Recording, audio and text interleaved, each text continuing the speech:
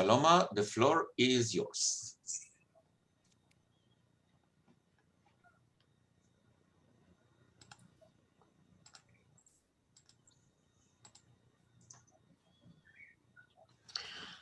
Okay, good afternoon and welcome to this No Fear Work Package 4 webinar. The topic of Work Package 4 is acute care operation in security-related incidents. So according to this topic, the content of this webinar will be about the emergency response in situation of civil unrest. Before I start, I would like to thank... I would like to thank the speakers for their participation in this webinar, especially Dr. Carla Rey, who is connecting from Chile. And of course, thanks to all attendees for being here with us. I also would like to say to our friends in Israel that we are very worried about what is happening in your country.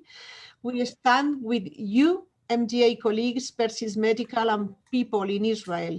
We wish the normal life may be restored soon. Please stay safe. Los reflejos o valoras la orientación espacial y temporal y demás, y una está alterada y la otra no, pero miras las dos, pues en una te va a salir normal y la otra te va a salir alterada. Escrito. ¿Y por qué valorar los dos? Okay, can you mute your microphones, please? Casi cualquier manipulación o tener que apagarlo por fuera de tiempo, os puedes, o que cogéis la tableta del equipo anterior que no se han hecho el logout, que sale una ventana para proteger los datos únicos y para proteger lo que estáis haciendo con este candadito. Y aquí hay que meter la contraseña de cualquiera de los dos, de los tres, la de las aplicaciones, la que hayáis usado. Así que si queréis ponerla más corta. ¿Cuánto tiempo tardas aquí? ¿Hay un tiempo? No, por tiempo me parece que no, pero si haces un movimiento raro para ir a la pantalla anterior o alguna, sí que sale. O que cierra la aplicación. Dani, del equipo de ustedes. Ahí, adelante. Perdón. Okay.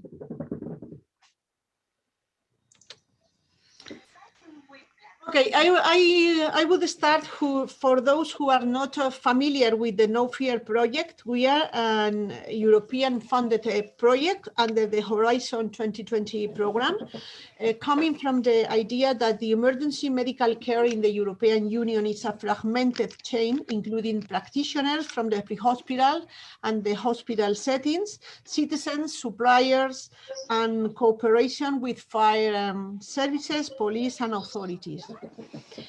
Preparedness to respond to new threats and assist casualties after security incidents is a major issue.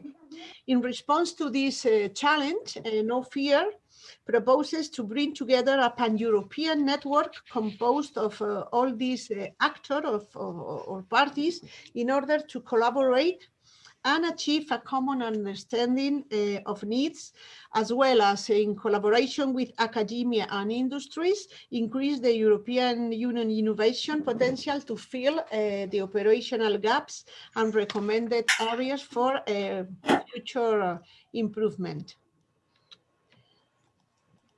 The project coordinator is Professor Francesco Della Corte from CRIMEDIM, which is the research center in emergency and disaster medicine, Università of Piemonte in Novara, Italy. Our project is organized in around these three pillars: acute care of patients, led by the Università Cattolica del Sacro Cuore and Policlinico Gemelli in Rome, training and education of personnel and volunteers led by CRIMEDIM in Novara, and acute care operations in security-related incidents led by Magen David Adom in Israel. Okay, acts of civil unrest are becoming more and more frequent around the world. This poses a challenge for the emergency services that have to deal with such situations. According to statistics, civil unrest has doubled in the past 10 years as citizens protest against economic or political issues.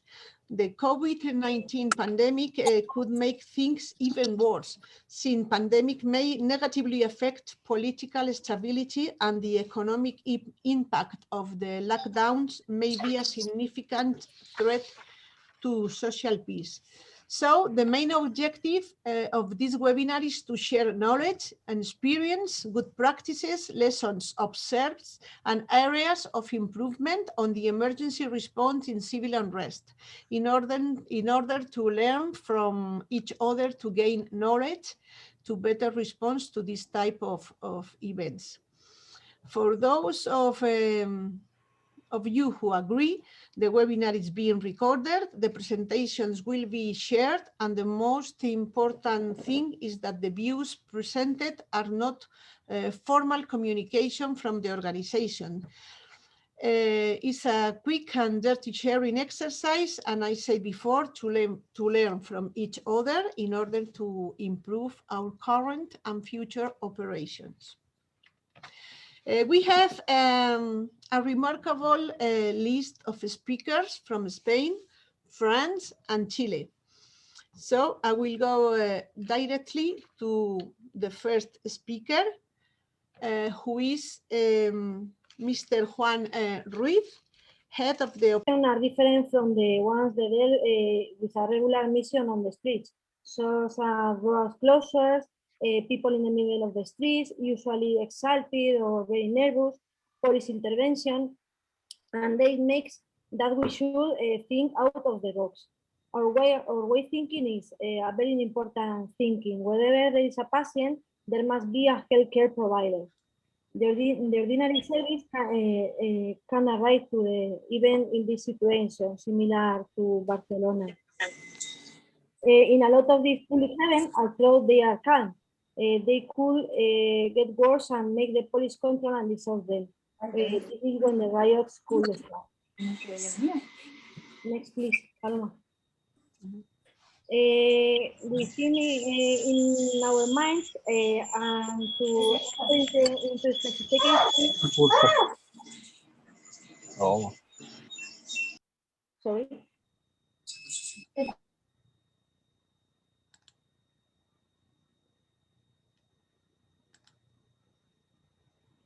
May I unmuted you, so you have to unmute yourself.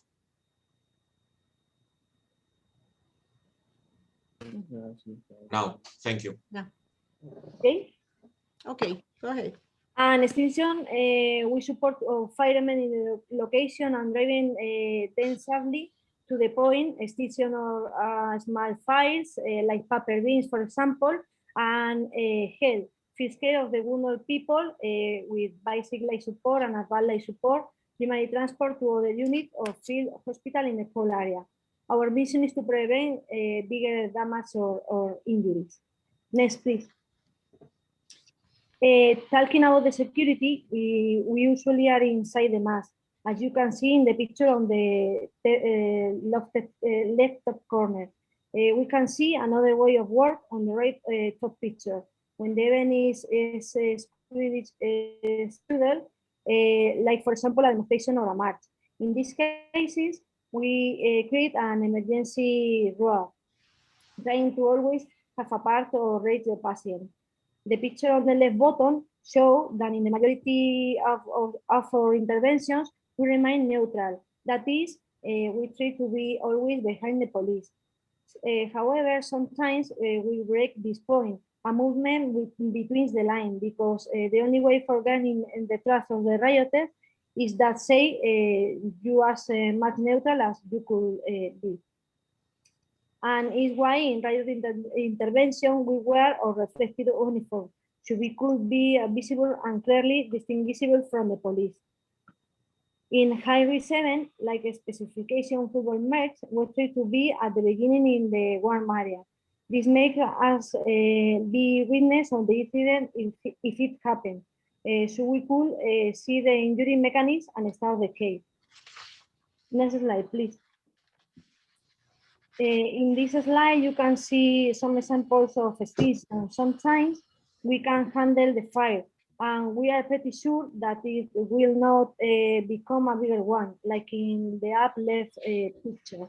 In many cases, calling the firefighters is kind of incident can be a bigger problem.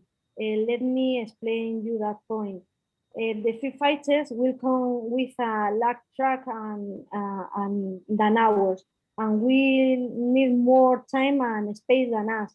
So when we are in the middle of a riot, neither the police nor us will be able to guarantee it. Nevertheless, when the situation requires necessarily their intervention, we of course call them. In other occasions, our work in this situation is only for security. We will therefore evacuate the people in risk and let the fire extinguish itself. Also, in a special situation, like in the bottom right picture, we need to act immediately. In this case, this is a police car that has started to burn because of a launch flare during a football match. Last but not least, the health care is our gold standard. Next slide. Thank you. Last but not least, the healthcare is our gold standard. As I made before, the priority of the care is the seriousness of the patient. We don't care about who you are and what were you doing here. We prioritize first case plus quick transfer instead to Providence, the definitive care of the incident point. Our major target is the critical findings. Try to get an impression of severity of the patient in less than 30 seconds. Remember that we can work both illness and traumatic patients. We focus on the ABC scale, and if we find some alteration, if one of them we feel is a high priority patient. Of course, a big part of our intervention during riots are traumatic, so we use the March protocol, focusing on the massive bleeding. The level of care is really limited on this situation due to the quick response provided, as it includes the location of the patient, evaluation, and injury treatment. You can see some examples of our intervention during riots, like the hemorrhage control in a police officer with emergency bandage or gauges as on the top picture, or traumatic injuries in civil people during police intervention in the rest of the picture. Especially the picture of the right was a hepatic laceration we developed quickly, but the patient refused to be attended. However, when we saw the injury mechanism, we didn't let him go, and in the end, has a critical patient. Next, please. Our volunteer staff must take a specific training course of 50 hours to earn the specialty. This includes theoretical lessons, physical and ability tests, and training during real 7 with active members of the team. Our way of working is a very hierarchical, like in the army, with a well-defined chain of command. All the interventions are directed by a chief, which is a responsibility to the movement and staff positioning. In case of riots, the chief must define the zoning, hot, warm, and cold area.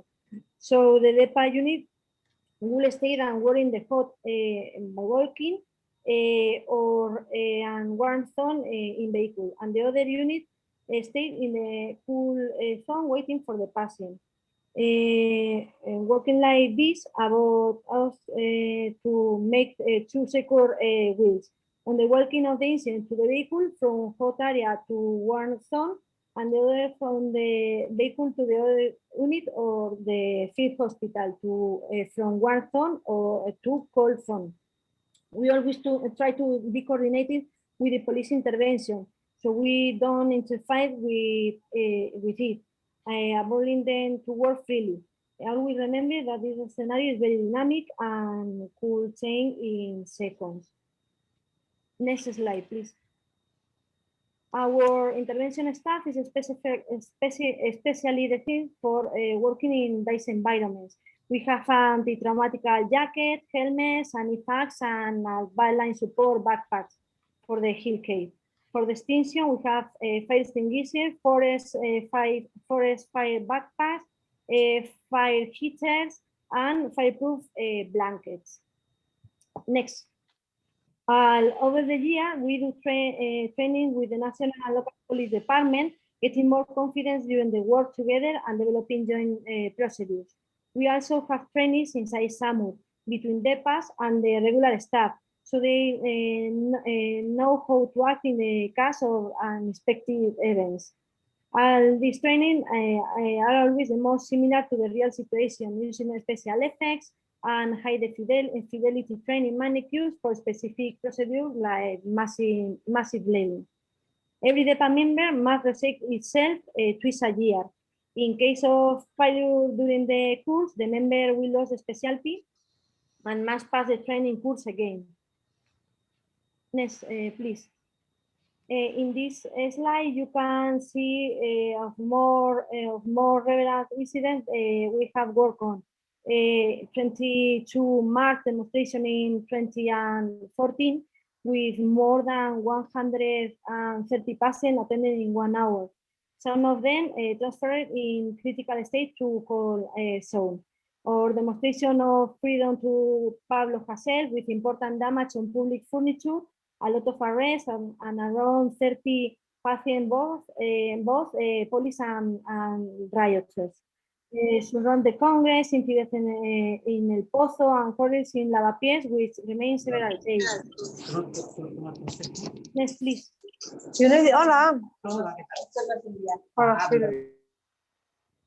Out of the riots, this team is also responsible for the tactical intervention. The staff are especially in public workers with switchable staff for the intervention in hostile environments like terrorists or active shooters.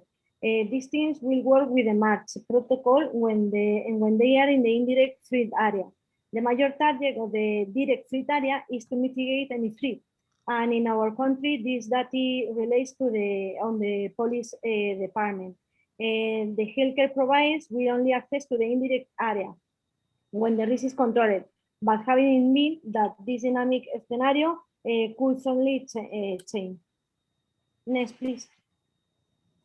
The most important lesson learning during this year is that the well-trained and specialist staff has had the way done in difficult situations. The man who is prepared has his battle has fought. These interventions are extremely dynamic and doesn't find in close procedures talking about training and resource distribution. We should be perfectly coordinated with the police and other services to optimize the workflow and secure the target to carry out tasks without creating more problems. It's usually hard to write down an intervention, but it's very important to make it because it's the only one for formalizing all. Next, please. The final conclusion is wherever there is a patient, there must be a healthcare provider. We can stop doing our job in difficult situations, and it's necessary to specialize and training. Next, thank you very much for your attention. If you have any question, we'll be happy to answer in the final webinar. Okay, thank you so much, Carmen. The questions will be done in the end of the webinar. So now we go directly to Dr. David Caballos. He's emergency physician in SAMUR, and also he's an international expert in civil protection. David, the floor is yours. David, can you hear me? Now, can you hear me? Yes, now. Okay. Thank you, Paloma, and thank you to the organization for inviting me to this very important international forum. Well, my presentation is about not the medical work, just the management of the advanced medical post in an urban riots situation. Next, please. Well, the disaster management cycle is the same for every emergency situation. And my speech this afternoon, is not going to be a master class of medicine. It's just how to prepare in a medical advanced post to major situation riot situation. So the first slide is just to remember to all of us the disaster management cycle and all these phases. Next, please. First of all, have to prepare. If we are not prepared, we cannot respond. How can we prepare? Get supplies, make a plan, and practice skills. Next, please. This is the way, one way of the summer civil protection Madrid preparation of these urban riots incidents. Next. The next phase is to respond, to get alerted, stay safe, and route evacuation or evacuate. Photo, please. This is a real advanced medical post work in the city of Madrid. Next. The next phase will be recover, reveal, and lessons learned. Picture, please. This is the beginning of a mission, of incident in an advanced medical post, and how should be finished, the same as we started. Next, please. And the last phase is the mitigate, assess, prevent, and reduce. Next photo, please. So the critical phase must be the preparedness. How can we improve the preparedness? How can we be prepared? Strengthening preparedness, simplifying response, fostering resilience, and scaling up prevention. Next, please. Well, and this is the way I'm going to explain how we deal critical situation in 2014. 22nd of March, some organizations and NGOs and social actors convocated a demonstration. It's supposed to be a pacific demonstration against some social policies on the government. The way of dealing with this situation is this picture. This is algorithm, the integrated risk management, and this is the way I'm going to explain how the medical advanced post worked that day. Next, please. First of all, is the identification of risk. Before medical attention, there must be high-level planning and coordination meetings, police reports. We can base the deployment of the advanced medical post based on in police reports, and of course the preparedness, planning, some civil protection, human resources, and logistics. Next, please. The next phase is the identification of risk. We've got some important information because this demonstration was published in every mass media. People from all corners of Spain were marching through to Madrid, and we know exactly the streets that these people were entering to finish in the Plaza de Colón in Madrid. It's a very downtown located area in the city of Madrid. So we have the information. We need this information to manage the advanced medical post. Next, please. The next step is planning for risk, establishing risk management strategies. It's critical to evaluate the advanced medical post most suitable location in the city. Of course, safety and security issues during that evening, and to make an evacuation route just in case the rioters could attack the advanced medical post because the situation was getting more and more difficult and tense. Next, please. Well, this is a picture of Jardines del Descubrimiento, Plaza de Colón, Madrid, before the demonstration on 2nd and 22nd of March 2014. Next, please. We arrived to the AMP, the medical teams, the health worker providers start to put all the things in the advanced medical post. All the team members must know the arrangement of medical equipment and logistics. Of course, medical and logistic teams coordination.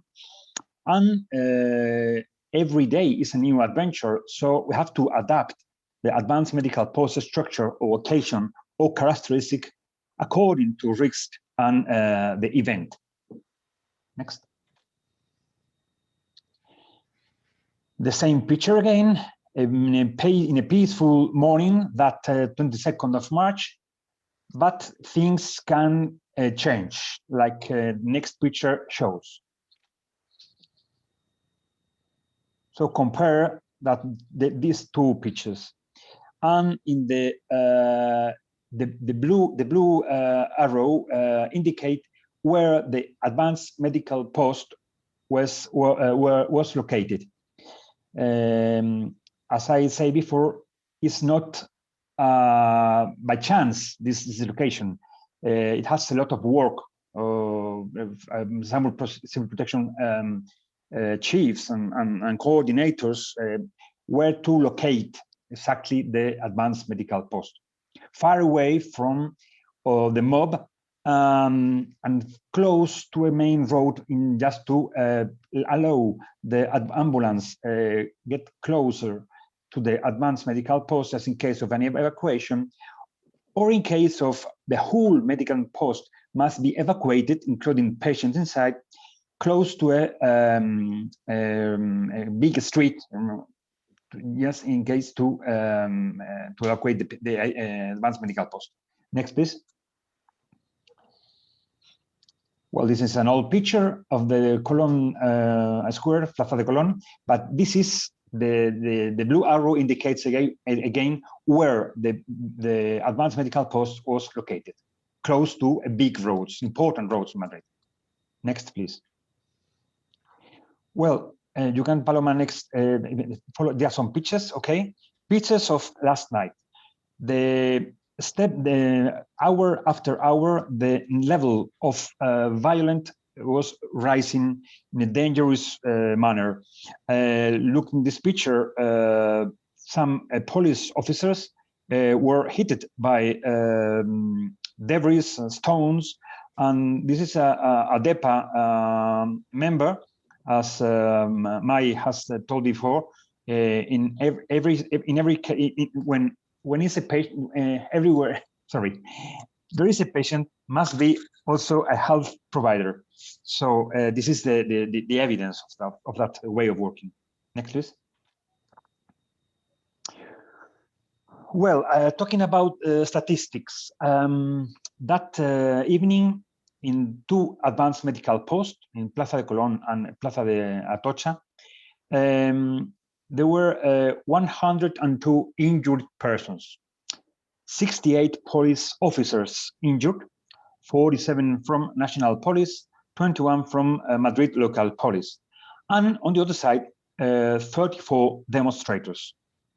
18 referrals to hospital were made, 11 police officers and 7 demonstrators were evacuated to Madrid hospitals. Next, please. Well, the next step is the implementation of risk management strategies. And our main goals are shown like this. prioritize attention to the serious injured patient. In 1 hour, we attended more than 50 people in 64 square meters facility inside the advanced medical post.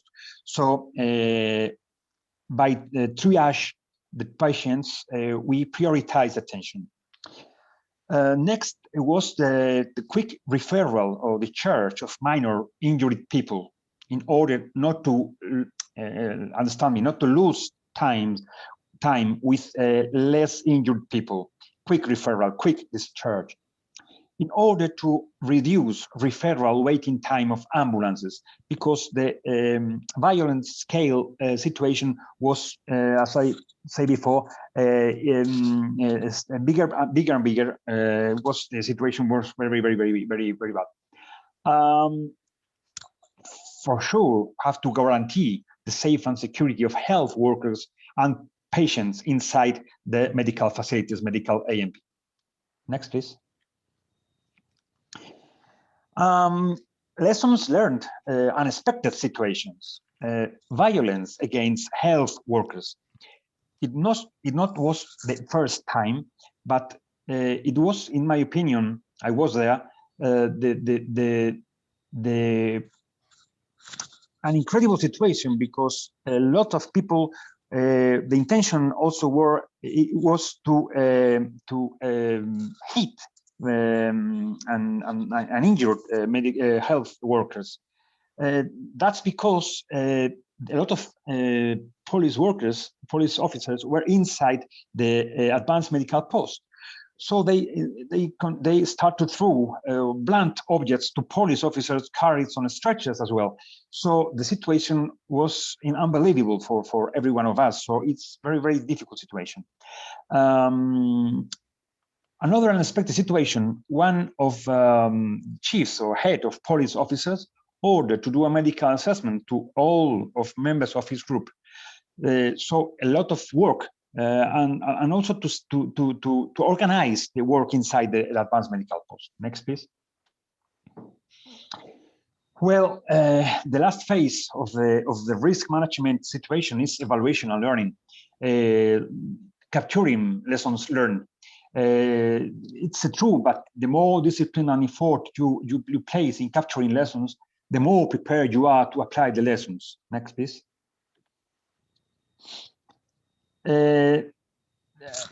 Easy. Try, fail, and success. So train, and train, please. Next, please.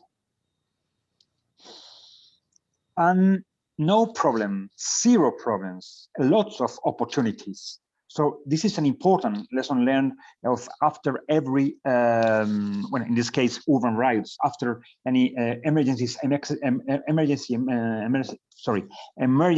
exercise or real situations, not to see things like problems, to see things like opportunities. Next, please. Well, and that's all. Thank you, Paloma, for the organization, and Shaim, and thank you for all of the participants to listen to me. If I'm very happy if you, at the end of the presentations, well, you can ask me some questions. Thank you very much.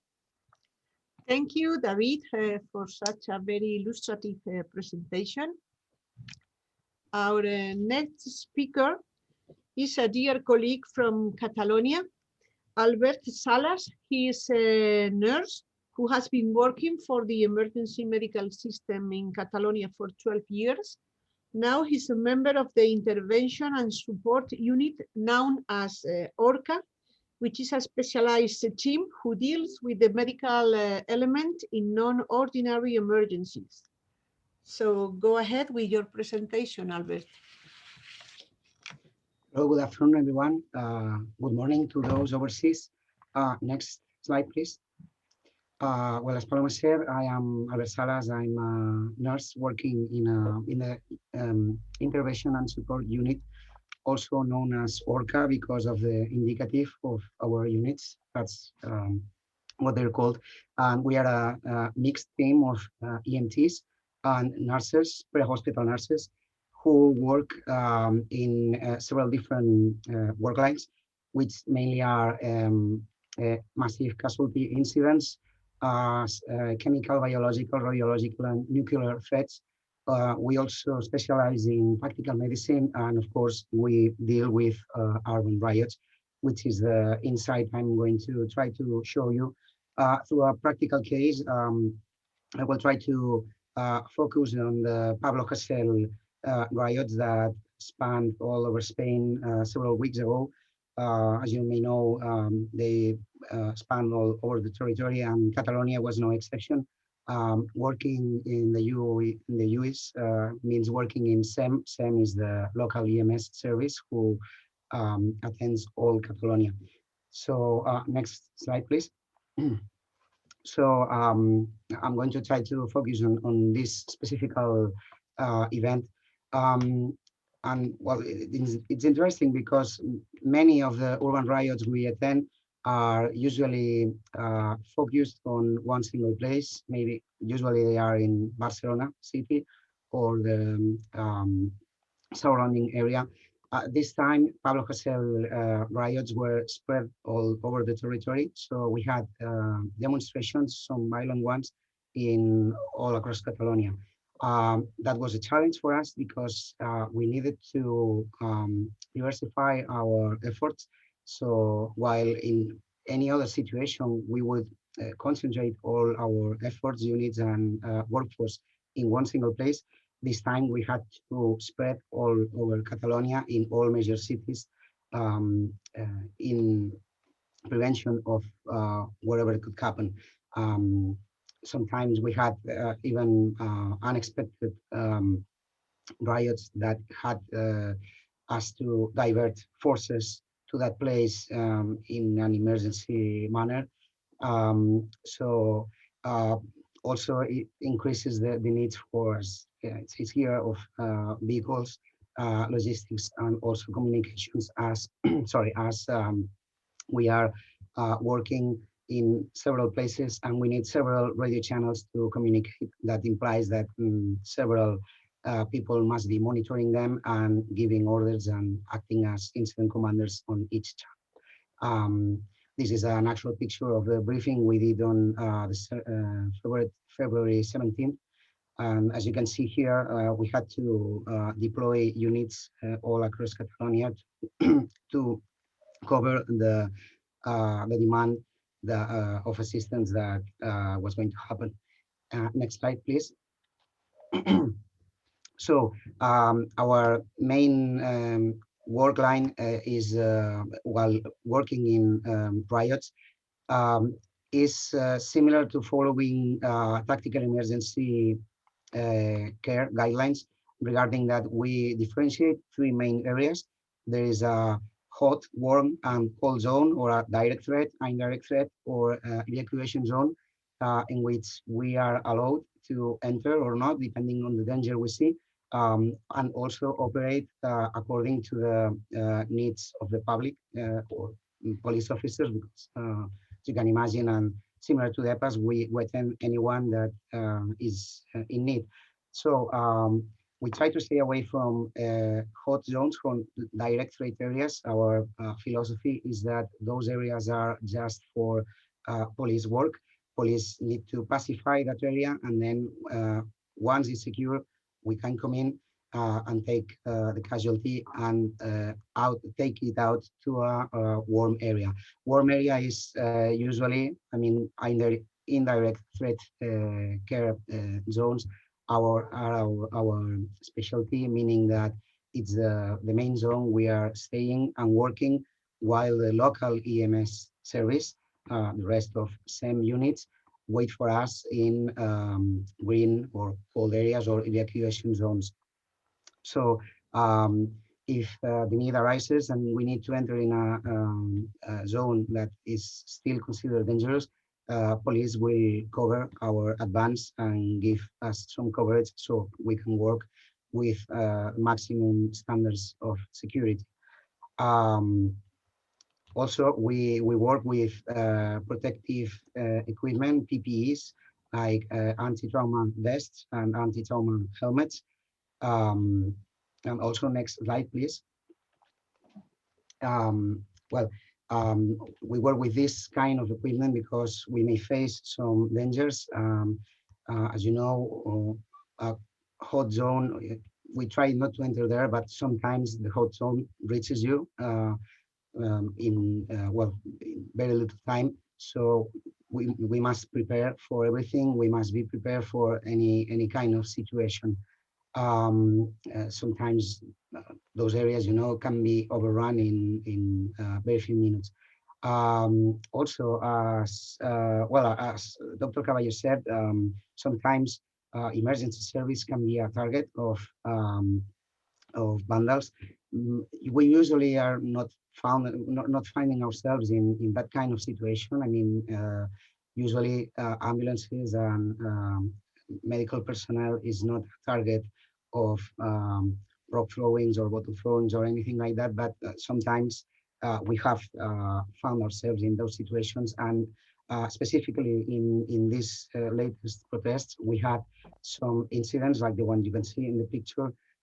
We had some shattered windshields, and some teams were attacked. Fortunately, nothing serious happened, but we had some reports of some attacks. That increases the challenge to cover these riots. As you may know, it was not a single day. That was in a span of almost 2 weeks. So if a vehicle gets hit and is inoperative, that's a vehicle you don't have for the next day. Of course, we can use some reserve vehicles that SEM provides us, but one of the main characteristics of our vehicles is that they are protected. They have vandal-proof glasses, meaning that the windshield won't shatter if won't break in pieces. If it gets a direct hit, it just cracks, and that's all. But working with a regular unit doesn't have that advantage. So you must be extra careful when dealing in this kind of dangerous areas. Also, another of the challenges is that we had multiple units intervening, working in the same place at the same time. So that is a challenge in regarding coordination. That was well managed, but nonetheless, it is there. This was managed. One of the issues that was managed in this aspect is that we had several communications channels. Also, next slide, please. Also, work by our colleagues from the Central Operative Unit, which we call UCO in Spanish. People in UCO is the people working in the coordination centrals. They are the faces we do not see, but they are there. They are working. They work along us, and indeed they did an outstanding job. They work filtering the calls that people do in the street to 112, demanding assistance. And they filter the ones that may be related to the incidents to those that may be just regular emergency calls. Also, in their command room, they have cameras that can oversee all the city and all the area of operations, giving us insight of what's happening around us. Also, for the main entry of the assistance we need to do, there are mainly 3 ways. As I said, one of them is just the people calling 112, the emergency line, asking for help. Also, sometimes we find ourselves being called by people on the street and requiring assistance. So, of course, we must stop and attend them. And also our incident commanders, which you can see here in the picture, are also plugged in to police radio channels, and police can ask them directly for help if especially a police officer is injured and needs urgent medical help. Next slide, please. Okay, so the people we use to attend in the streets may be split also in 3 main groups.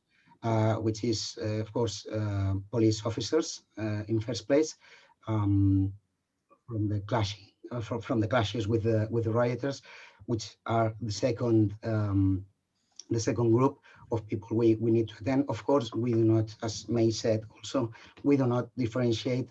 We are the local EMS service. We need to attend everyone, no matter any ideology or any thing they could have done in the streets. What we do, of course, is determine two separate areas to attend police officers in one side and rioters in the others. And of course, there's also bystanders. Sometimes in this kind of events, we can find just people walking around, or some maybe curious ones that want to take pictures or just go down and see what's happening in the streets. They might be caught in the crossfire too sometimes, and of course we need to help them. Also, and this is very important, regarding the danger zones, I explained before, sometimes we may find that people living in zones which may be overrun or which may be not accessible because of barricades or fireplaces that have been put by the rioters. These people might need medical assistance in an ordinary way, but ordinary units cannot reach that area. In that case, we are required to intervene and to help these people too. Next slide, please.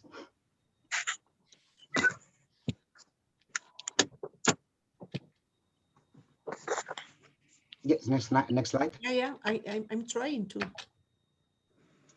do that.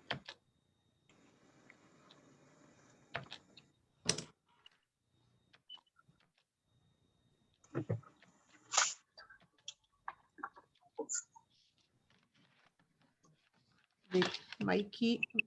Sorry. My. While resolving the technical issue, actually this picture is a real one from those days. This is a motorbike rider who just fell, had a transit accident, and we had to attend him. He was not related to the riots, meaning he was not a rioter. He was not caught in the middle of anything. He was just passing by, had an accident, and of course we were one of the nearest units, and we intervened and we took care of him and actually transported him to hospital. Jaime, are you there? Sí, Paloma. Jaime. I'm here. Yes, I cannot pass the following slide. Can you try that? I suggest that you stop the sharing and restart it.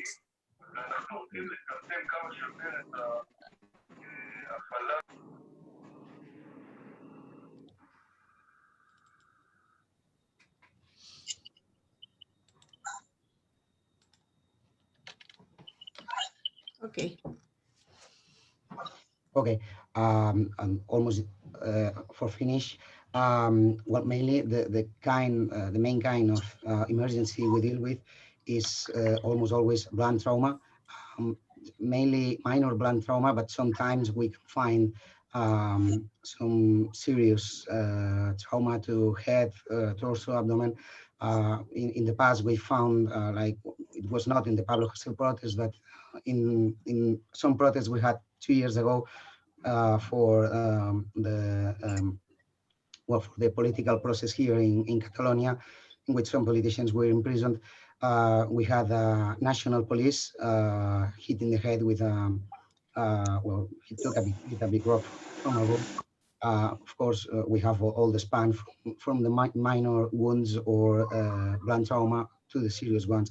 But also in these last riots, we saw the use of Molotov cocktails or chemical byproducts to produce fire.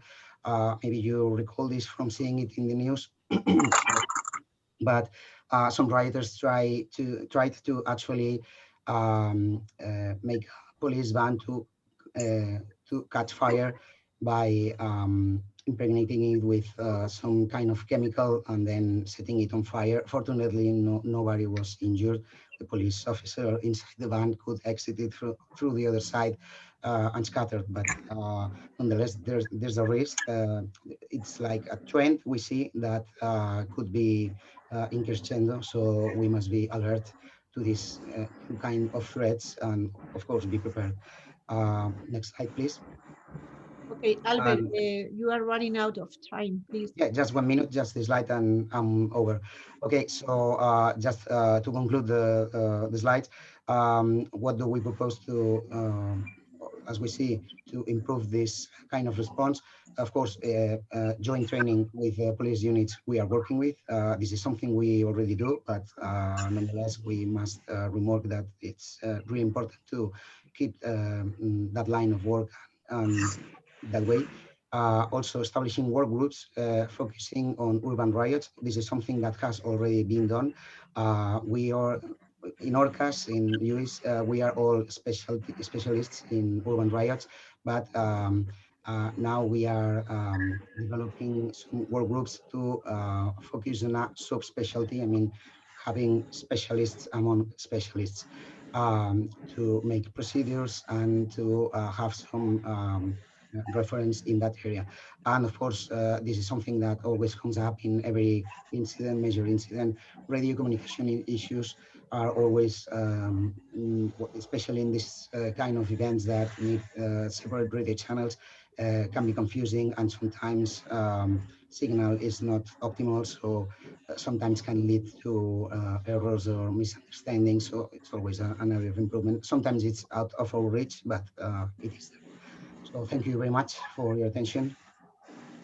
Okay, thank you, Albert, for your presentation. Indeed, the joint training with police is never enough. And the overcrowding of the radio channel is an issue to be solved, really. Okay, now our guest from Chile. Good morning, Dr. Carla Rey. She's an emergency physician at SAMU Metropolitano and WP, which is the Emergency Public Healthcare Hospital in Chile. Carla, go ahead. Hello, thanks Paloma for this invitation. After seeing all these presentations, we are impressed. We are with Julio here and Javier, part of our team, and we're very impressed. All the organizations that you have. We're going to talk about our lack of experience in this. We're going to talk about the Unrest that started on October 19th. First of all, I want to say that I have my own political view, but in this presentation, I tried to be objective. And SAMU Metropolitano cares for everyone, the protesters and also for the police. Everyone that's injured is going to have an attention. The next one, please. Okay, as a background, we have that on October 19th of 2019, we jammed the barriers of the subway, protesting for the rise of the price of the subway. And after that, that leads to a big protest and a big chaos in the city because all the inequalities in the country rise up. It has to be with the transport, with the healthcare system, with the ones, the payments, and all of this increase and a big explosion of violence. Here you see all of the subway that were burned that same day. And the next days, there was an increasing amount of violence. The next one, please. And the next one. You can see here, this is a map of Santiago de Chile. The blue part is the wealthiest part of the city with a lot of money. If you can see at the right part of the screen, the kind of houses that you have. And the red part has the poverty zone, and you can see how the houses are being like. So all this difference, all of this inequality rise up and people start protesting about this. The next one, please. In Chile, we have our Plaza Baquedano. That's in the center of the city where all the manifestations go to. Here, for example, when there's a a soccer team, all the people go there to celebrate. And on the right part, you can see how it is now after all the protests, all of the riots, how it's looked nowadays. The next one, please. Here you can see the blue circle is where Plaza Baquedano is. Now it's called Plaza de la Dignidad. And here is where all of the protests was the center of the protest. And then you can see the red circle, where is the emergency hospital, where we have our ambulance base. The distance, according to Google Maps, is 1.1 kilometer. So we're very close to the protest. All the green spots are the places where there were healthcare spots, but not coordinated. Some of them were students or different organizations that were not coordinating, and someone in a point, if there was someone injured, everyone started calling for the ambulance and was kind of chaotic. So after that, we decided to put some SAMU healthcare spots in the yellow zones. So the idea is that the yellow zones coordinate all of these green zones and can call to the control center, and the control center sends the ambulance from the red zone. The idea was to receive one call, and as it was a lot of people, that the ambulance could find a place to pick up the patient. We didn't have a medical spot in the zone because it was dangerous. The problem here is that we don't have an ambulance, police, or firefighters system coordinated. Everyone works alone. And in some points of the riots, it was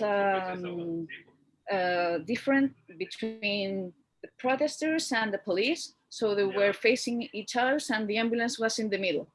So we couldn't enter with the police because the police was seen as an enemy. And if we worked with the police, they were going to attack us. So we kind of were a little bit alone. The next one, please. Here is the spot where SAMU was standing. You see it says Paramédicos SAMU, where our own people as volunteers work there, was not in their shifts, was in their free days. The next one, please. And you can see how all the things we have, it was just kind of a tent and nothing else, a couple of bags.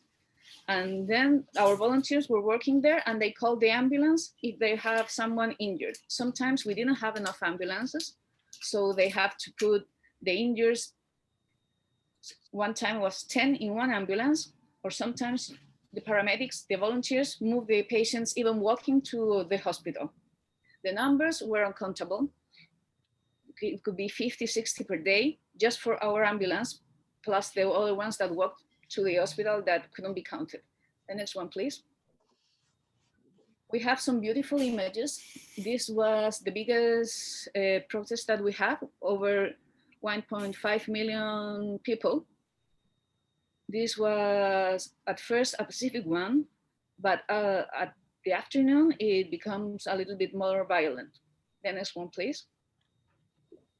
We have some beautiful images, like all the people protesting, our paramedics at the right top, among the people watching everything, and the right down is all the lasers. So we have very beautiful images of the protest, but then the next slide, please. We have the bad side of it. We have at the right top, ocular injuries was like the most important thing of this protest. The top at the left side, we see some paramedics attending someone, but this is not by SAMU, it's by Cruz Roja. As I show you in the spots before, the green spots, different groups or different organizations taking care of the injured. And of course, in the both down pictures, we see all of the violence regarding this protest. The next one, please. These are some images, as I was talking about the ocular trauma.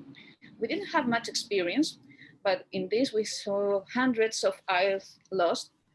If you see the CT is a patient that I had that has suppose what a rubber bullet, but I think it's not a rubber bullet, in his eye. Of course, he lost his eye after this.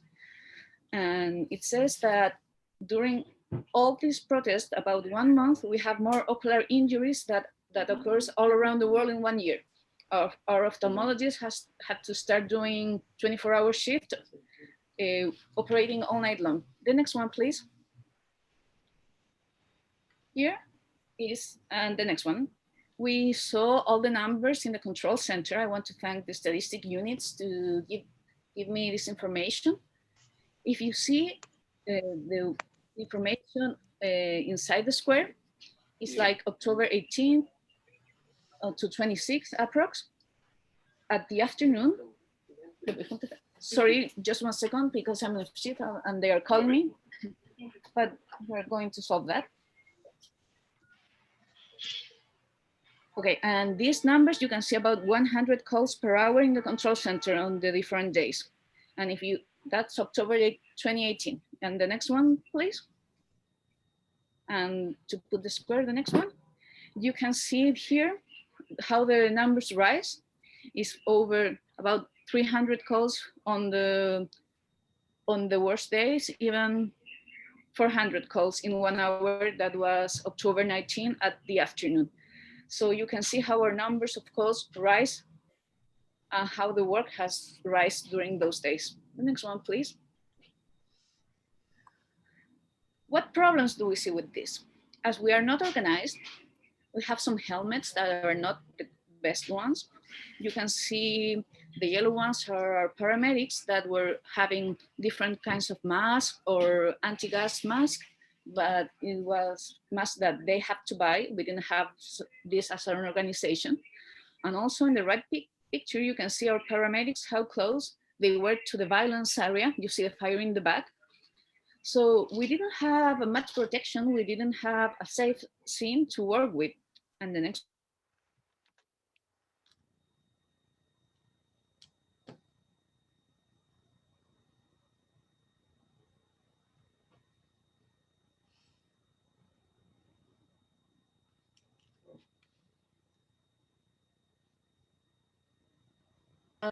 How he has a skull fracture.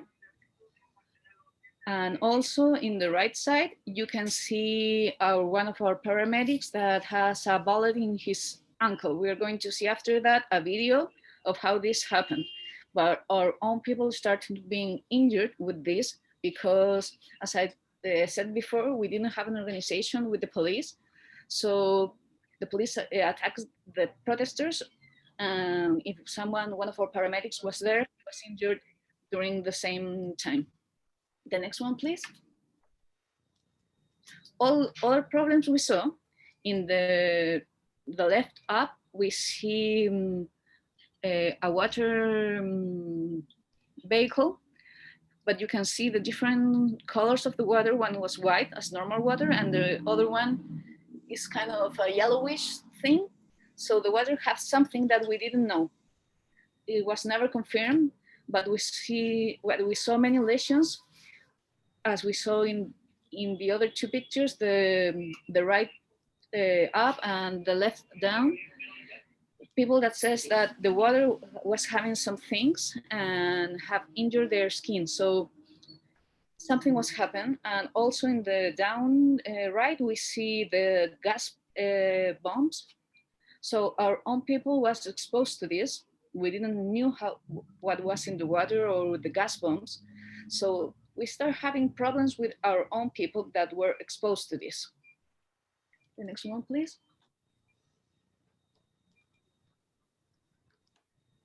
Oh, what happened? Okay. So we learned many lessons. First, this was not a safe scene. We didn't have any preparation. We didn't live anything like this before. Also, we didn't have helmets. After these riots, our service bought some helmets for us. So the first weeks, we just go like with nothing in our heads, nothing to protect us. So it was a high risk. Also, we work with chemicals not known. Nobody knows what was in the water. So there was a high risk exposure to all of us. And also we have different volunteers, not all coordinated. Everyone works as they want to do something. We have some problems because there were some health students trying to help, but they didn't have the preparation, and sometimes they injure more the patient trying to help because they didn't have the preparation. So that was a problem, and everyone wants an ambulance, and we don't have enough resources. Our ambulances are not prepared for just for the riots. We have to help the injured, other people that need ambulance, also transporting patients. Sometimes you have to transport patients in the same area as the riots were working. So I remember one day we have to transport a neurosurgical patient, and the neurosurgical center is very close to this protest. So the ambulance could not pass, and we're having a very sick patient and have to move a lot of kilometers around to try to pass to have this evaluation of the patients. We don't have many ambulances, so it was a problem. Sometimes we didn't have enough ambulance to the protesters. Also, the injured in the body were thousands, uncountable numbers. Many of them didn't go to the hospital, or many of them didn't ask for an ambulance. So our numbers couldn't be counted. And that's why we don't have numbers or statistics how to improve afterwards this. The next one, please. But we discuss and we have to improve somehow. First of all, we need a better coordination. The SAMU volunteers were about 1 month in that spot that I show you, the yellow one. And during that time, they were having a lot of coordination, telling the ambulance where to go, how to enter. So that serves a lot. After that, for different reasons, they had to move out. But during that month, it serves a lot. Then we have to watch our health first. We're standing in some scenes that were not safe. We have to understand that even we want to help, we have to watch on our own health and personal first. Then we have not to become a patient. We have to just to try to help other ones. Then the helmets. Now everyone, there's some violence scene, we use our helmets. That I think was one of the biggest wins of these riots. Also, we have to have more than one ambulance on scene. Sometimes we just move one ambulance to see the hurt ones, and that was a problem. After that, we started sending 2 or 3. So one ambulance attends the person, and the other 2 serves as a shield to protect our own personnel. One time we have to do a shield with 3 ambulances and also the firefighters. So that way we could like put the scene a little bit safe. The problem is that the people that protest understands the role of the ambulance. They help us, sometimes they let us pass, but they still attack the police. They don't have a very good eye throwing the big rocks. And sometimes the rocks fall over the ambulance. So we have to have our own personnel protecting us. And after that, a logistic unit was created. That was Unidad de Gestión del Riesgo, the risk unit. They start working when the riots arise, and now they are working with the COVID evacuations. So I want to thank them because all of they have done. It was a good improvement in our area to have this unit coordinating. And then the next one, please. Can you put play on the video?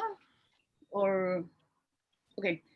I have the video on my computer. If you allow me to share the screen.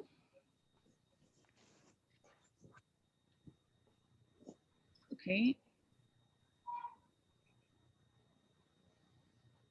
Okay, I cannot share. Now you can share your screen, Carla. No, it says that, okay. Paloma, you have to stop sharing yours. Yes. Okay, now I'm going to show you one video where a paramedic has her ankle injured by a bullet. From the middle of the square we have, the Plaza Dignity, there was a patient that fell from the horse, was in a cardiac arrest. You can see this image how the ambulance is at the middle. They were trying to put the patient and to move him from the scene. Fire in the place. You see how the lasers are. The problem is that the lasers were blocking the view of the police. So they were throwing water and through the protesters and also from our ambulances because they didn't see much. So it was a dangerous scene. In some moment of this reanimation, one bullet was thrown to the ankle of our paramedic. So this was not a safe scene. Maybe the ambulance didn't have to enter that place. I'm going to edit again. Maybe this ambulance should have waited for the patient in a different place. Look how the fire's in the back. Maybe this ambulance could have waited in a couple of meters and the patient should have been moved, because this put our teams in danger. So as it's impressive, we think after that this must not be done, and this was a danger for our teams. And that's what I have to present this morning in Chile. Okay. Thank you for the invitation. Okay. Did you finish, Carla? Yeah. Okay, thank you very much. It's impressive. A lot of areas of improvement regarding the safety and security of the healthcare providers and the coordination with police. Thank you, Carla. And our last presentation is from SAMU in France, Dr. Catherine Bertrand. Go ahead, please. Thank you very much, Paloma. Yes, so no, it's not, no. Yes, that's it. Okay, so I will present urban riots in France that occurred in 2018. It was in fact a social movement organized through social media.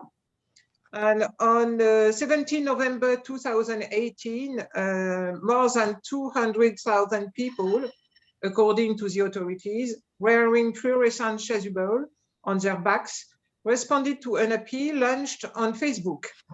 It was the beginning of the Yellow Vest movement, born outside any political or trade union framework, and which shook the government for months. In fact, you know, to understand, it's people getting a salary in France, but not a very high salary. And they found, and they still find, that the cost of life is too high, and their revolt was caused by an additional fuel tax. It turned into an anti-government yellow vest protest that swept France for many consecutive weekends. Next slide, please. And what was a very peaceful Gilets jaunes protest turned rapidly into a violent riot. And police tried to stop professional rioters, that we called them black blocs, from infiltrating street demonstrations. And these people fought running battles with riot police, torched cars, set fire to banks and houses, and burnt makeshift barricades. The security forces seemed at a loss to stop the rioting, with groups of masked men spilling into nearby streets, ripping up benches and traffic lights, and hurling bits of paving stones from roadworks. Businesses, museums, and shops had shuttered on consecutive Saturdays in anticipation of the violent new clashes, even during the critical Christmas shopping season. And of course, it was a very bad economic issue. After 1 year, nearly 11,000 arrests, more than 3,000 convictions, and 300 internal police investigations occurred. The government called for dialogue in vain. Next. So the organization of on-site medical assistance. In France, you must know that the firefighters are responsible for rescue in the public highways and area. And as they are under the authority of the Ministry of Interior, they were taking care of victims at sites and bringing them to hospitals if non-vital cases. And when SAMU Center 15 was called, the only emergency personnel who arrived had to be those equipped and knowledgeable to provide health support. And police officers, of course, were advised to be present. Hundreds of protesters and law enforcement officials were injured nationwide. People have been mostly injured in the head or have lost an eye caused by rubber bullets, or lost a hand, and one woman died of injuries caused by a grenade. Next. What was the impact on health services? Every weekend, the fire brigade withdrew from their collaboration with the SAMU Center 15, which led to the reinforcement of the emergency human resources and to asking the first aid associations to replace the fire brigade. The demonstration in the streets disrupted the circulation of ambulances. On top of this, ethical considerations had to be taken into account in order to preserve the medical confidentiality of the people being treated. We know that police attendance and the corresponding threat of criminal charges are major deterrents to people seeking emergency medical assistance in the event of an urban riot. The majority of participants witnessing violence were concerned for their own safety. They emphasized that injuries should be seen as a medical issue and not a criminal one. In response to these barriers, and in order to make people more comfortable seeking emergency support, we highlighted the fact that our administration tracking is always anonymous. Thank you very much. Okay, thank you, Catherine. Thank you all the speakers and those who have been connected for being here. And now should be question time, but Jaime, if you agree, we are 5 minutes out of time.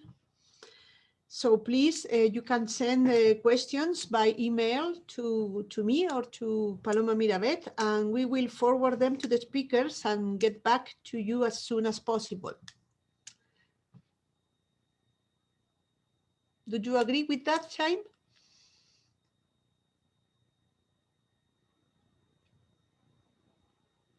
Hello? Can you hear me?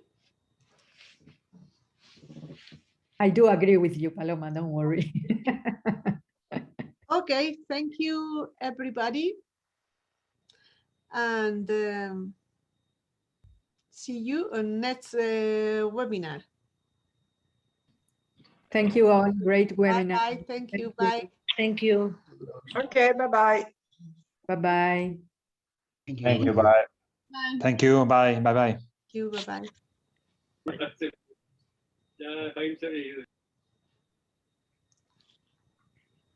Thank you, bye-bye.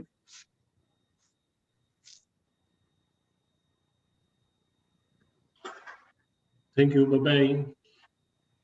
Thank you, bye. Bye-bye.